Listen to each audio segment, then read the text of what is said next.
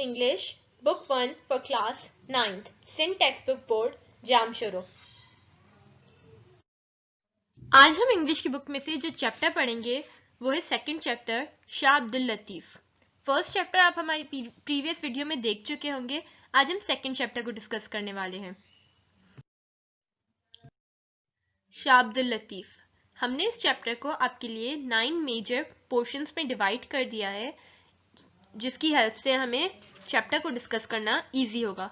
उसके बाद हम एंड में एक्सरसाइज को भी डिस्कस करेंगे। तो जो पहला टॉपिक हम डिस्कस करेंगे वो है prophets and the saintly man. Second topic is saintly man in each of country. Third is the great saint Shah Abdul Latif Bhitai. Fourth is when his father died. Fifth, Shah Latif the musician.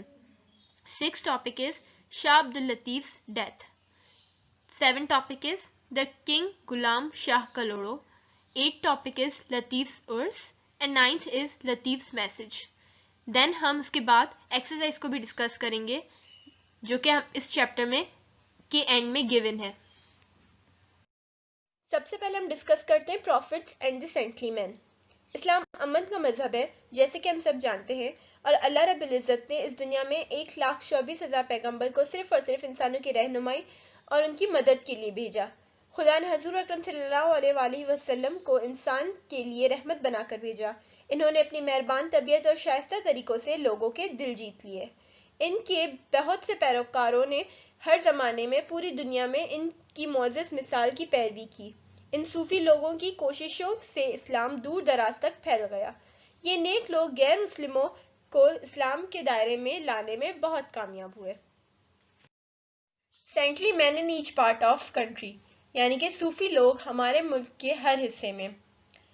जैसे कि हम सब जानते हैं, हमारे मुल्क के हर हिस्से में ऐसे सूफियों के मज़ार हैं, जैसे कि लाहौर में दाता गंज बख्श और मियाँ मीर साहिब के मज़ार, पाकपतन में बाबा फरीद ने जिंदगी गुजारी और वफात पाई, मुल्तान में गौस बाउल हक और पेशावर, कोयटा और दूसरे कई ममालिक और कई शहरों में पाकिस्तान के बहुत सारे सूफी शायरों के मज़ार हैं और मकबरे हैं, और इन सूफी शायरों ने यहाँ जिंदगी गुजारी।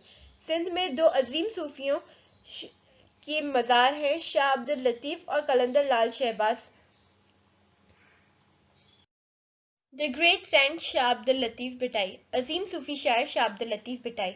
अजीम सूफी शाह अब्दुल लतीफ, जिनको इनके मुतक़द्दीन प्यार से लाल लतीफ कहते हैं, 1102 हिजरी में एक छोटे से गांव हाला हवेली में पैदा हुए। इस वक्त नेक मुगल हुक्मरान औरंगजेब मुल्क पर हुकूमत करता था।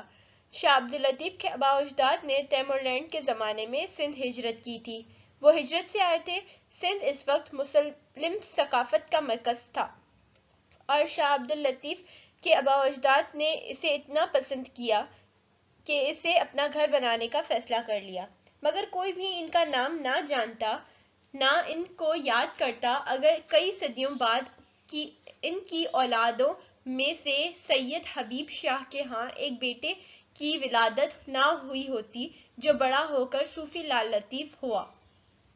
शाह अब्दुल लतीफ बड़े हसास ज़हन के मालिक थे। जल्द ही इनका दिल खुदा की मोहब्बत से भर गया और फितरत की खूबसूरती ने इनके एहसासात को बड़े ज़बरदस्त तरीके से उभारा। अभी वो लड़के ही थे कि इन्होंने शायरी करना शुरू कर दी। वो इल्म हासिल करने के भी बहुत शौकीन थे और वो बड़े होकर अरबी और फारसी के आलिम बने। जब वो 20 साल के थे तो इन्होंने एक मुअज़्ज़िज़ और नेक खातून से शादी कर ली।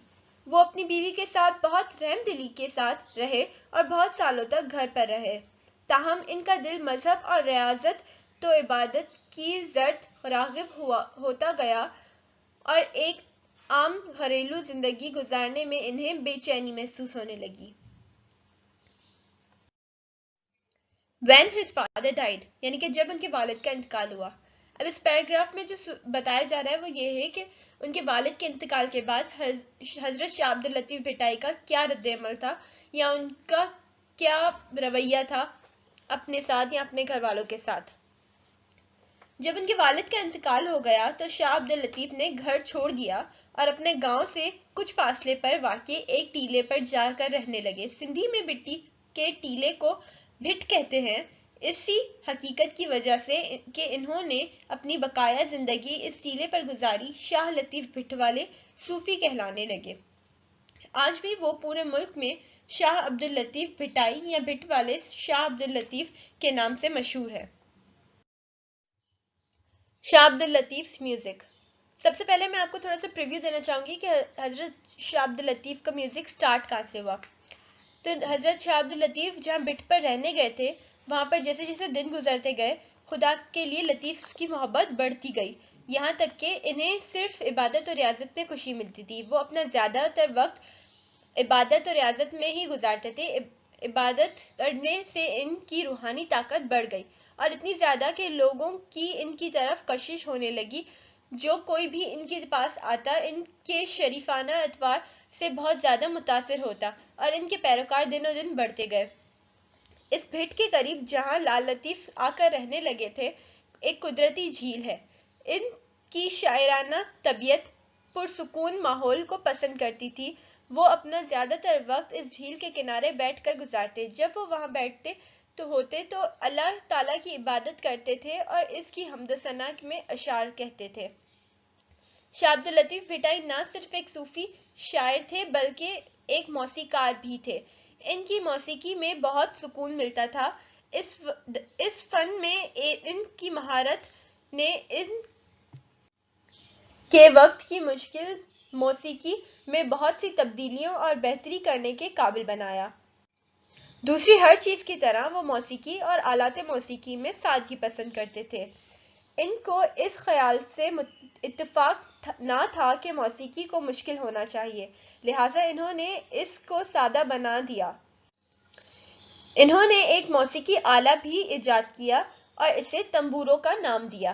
یہ اس آلے کی طرح تھا جسے عرب استعمال کرتے ہیں، مگر اس کے تاروں کی تعداد مختلف تھی۔ آج تک تنبورو پورے سندھ میں مقبول ہے۔ بڑے اور چھوٹے سب اسے بجاتے ہیں اور اس کی سادہ اور مسحور کن موسیقی پر لطیف کے گانے کو گاتے ہیں۔ شاہ عبداللطیف ڈیتھ یعنی کہ حضرت شاہ عبداللطیف کی وفات کب ہوئی، کیسے ہوئی اور کہاں ہوئی؟ لال لطیف 1165 عیسوی میں اسی ٹیلے پر وفات پا گئے جہاں وہ رہتے تھے۔ وہ وہیں مدفون ہوئے۔ ان کے معتقدین نے ان کی شاعری کو جمع کیا اور اس کو شاہ جو رسالوں کا نام دیا۔ وہ عوامی شاعر تھے، لہٰذا انہوں نے عام آدمی کی زبان میں شاعری کی۔ ان کی نظموں کا مجموعہ اتنا گرا نقد رہے کہ اس کا ترجمہ بہت سی زبانوں میں ہو چکا ہے۔ شاہ کی شاعری کی ایک بڑی خصوصیت اس کی سادگی کے علاوہ اس کی متاثر کن موسیقی ہے۔ جب آپ اسے سنتے ہیں، چاہے آپ کی شاعری کو ایک لفظ آپ کو سمجھ نہ آئے، مگر آپ ان کی موسیقی یا ان کی میلوڈی سے متاثر ہو جائیں گے۔ دا کنگ غلام شاہ کلوڑا، بادشاہ غلام شاہ کلوڑا۔ اب یہ کون تھے؟ یہ سندھ کے ایک مشہور بادشاہ تھے جو کہ ان کے اتنے معتقدین تھے کہ حضرت لال شہباز کے گزرنے کے بعد انہی کی قبر پر مقبرہ قائم کروایا۔ لطیف عرس یعنی کہ لطیف کا عرس۔ لطیف کا عرس ہر سال 14 صفر جو اسلامی تقویم کا دوسرا مہینہ ہے، ان کے مزار پر منایا جاتا ہے۔